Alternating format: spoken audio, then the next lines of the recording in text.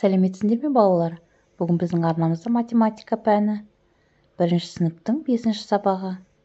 Сабақтың тақырыбы 3 саны және цифры. 3 санының құрамы.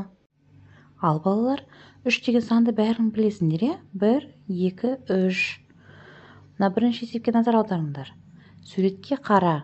Балалардың немен айналысып жатқанын айт. Әр топта неше баладан бар? Бұл жерде біз 3 топты көріп тұрмыз, е? Көк киімдегі балалар кермеге, яғни турникке асылып жатыр. Олар нешеу? Олар 3. Сары киімдегі балалар нешеу? Олар да 3. Олар жүгіріп жүр. Ал қызыл киімдегі қыздар, олар бір-біріне доп лақтырып тұр. Яғни олар да 3. Кәнекей балаларына екінші есепті бірге шығарайықшы, маған көмектесіңдерші. Сана, қай заттар 3-тен кем? Салыстыр дейді. Бірінші суретте бізде 3 зат тұр, е? Міне мен сендерге 3 деп жазып көрсетіп қойдым. Екінші суретте бізде 5 топ тұр.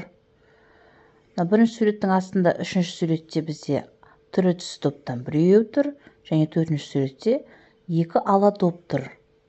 Енді біз осы есеп шығарсақ, мынау бір түрі түсі топ бірінші суретте 3 заттан кем, және қасындағы 2 ала топ бірінші суреттегі 3 заттан кем. Осылай деп жазып қойыңыздар дәптерге. Қанекей балалар, мына үшінші есепке назар аударайық. Бос орынға қандай фигура қажет екен досыңа түсіндір. Олар қайда орналасқан? Мына бірінші суретті қарайықшы.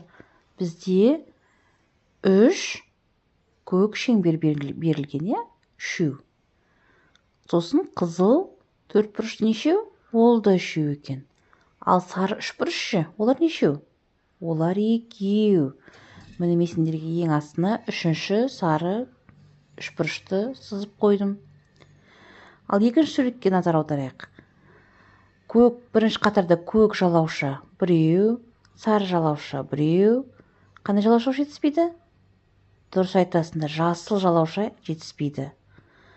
Екінші қатарда жасыл жалауша бар, көк жалауша бар, және де қандай жалауша жетіспейді? Әрине дұрыс айтасыңдар. Сары жалауша жетіспейді. Үшінші қатарға қараңдар. Сары жалауша тұр, жасыл жалауша тұр, және бізге жетіспейтін қандай? Иә, балалар, көк жалауша жетіспейді. Міне мен сендерге осы 3 жалаушаны суретін салып қойдым. Осымен балалар, сабақ аяқталды. Сабақты соңына дейін көргендеріңізге рахмет. Осы сабақ ұнаса лайк басып, тіркеліп алыңдар. Және де қоңырау белгісін бассаңдар, сабақ сендерге әрдайым бірінші болып көрініп тұрады.